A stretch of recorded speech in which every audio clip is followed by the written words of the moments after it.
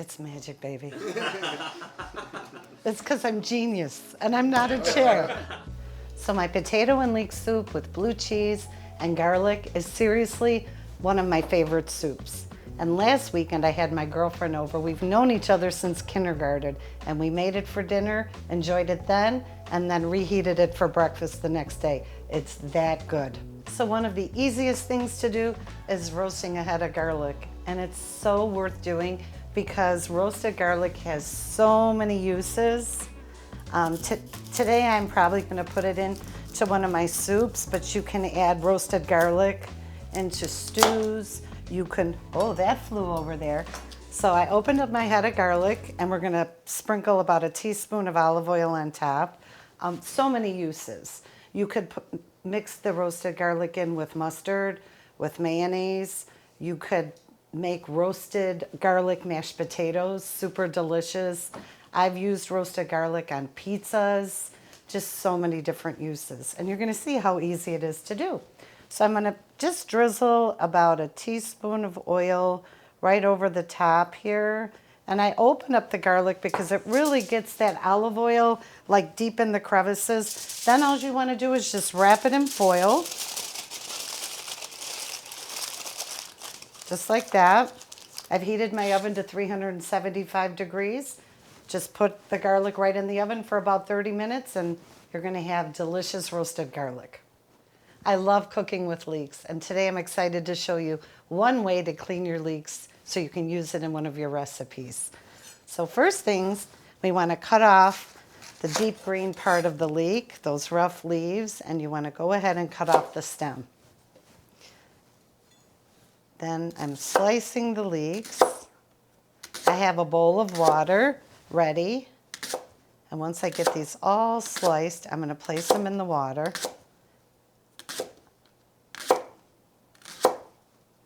I'm slicing my leeks thin because that's how I like them in a recipe I'm going to prepare, but you can slice them as thick as you want. I love leeks because they have just a nice, mellow, earthy flavor, and they're much more subtle than onions. So here's some water in my bowl, and let's transfer them in. They're just so pretty. And I just separate them. You see how easy? And you'll find that if there's any dirt in the leek, the dirt will just go right to the bottom, and then we'll pull the leeks out and they'll be ready to go. So these are pretty clean. I don't see any dirt falling, but sometimes you'll get one that a lot of dirt comes out. You just never know. And then I have a bowl with a paper towel because you want to drain these. Just pull them out by hand, set them on the paper towel, and you've got your leeks ready to go.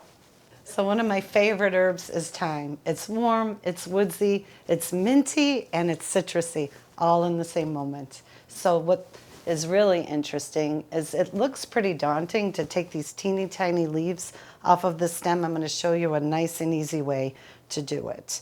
So just hold the tip like this, hold it vertical, and with your thumb and forefinger, just scrape with your nail, and look at how easy that is. You don't even need a special tool. Even the little ones are easy. And there you go. So now I'm going to crush some fennel seeds. And this mortar and pestle makes this very easy. This is going to release all of the flavor. Oh, you just want to open up the seeds, and it's going to get very aromatic. That's when you know you've done a good job. Okay, that's ready. I love the smell of these seeds. It has like licorice anise scent to it. Okay, so let's cut our onion. We're not going to get too fancy with this. We're just going to do a rough chop.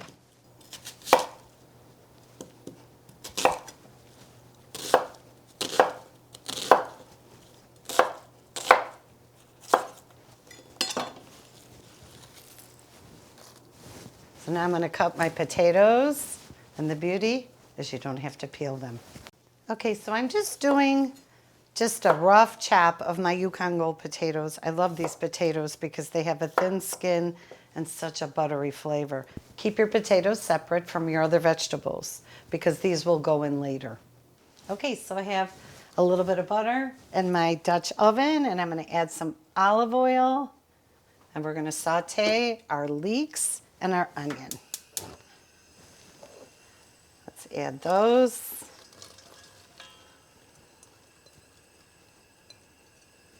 I've got it on medium heat.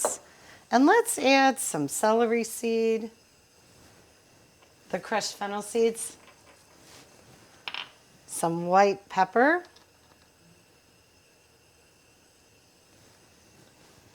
and a pinch of salt.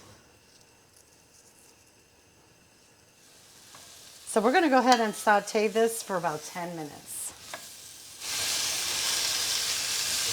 Okay, so it's time to add the potatoes. Let's stir that together. I just want to say how happy I am that I didn't have to peel those potatoes. Time to add the thyme. It's smelling so earthy and woodsy with the thyme in there. And now let's add our broth.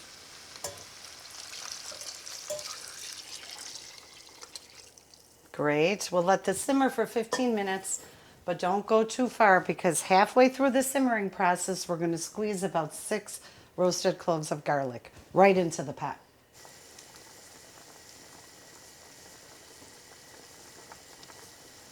And we'll let it simmer some more. Okay. Oh, these potatoes are fork tender. So let's go ahead and add the cheese. And if you don't like blue cheese, you can use gorgonzola cheese, goat cheese, a little ricotta, and just stir, and this cheese is just going to melt right in. So if you're going to freeze this soup to serve it later, don't add your cream, because when you go to defrost the soup, it's going to separate and curdle, and you're not going to get a good result. So you can always add the cream after you've defrosted the soup and you're reheating. It's time to use an immersion blender. I love an immersion blender. It has a blade at the end and a motor, and it's perfect to puree soups because you can do it right in the pot. So let's do it.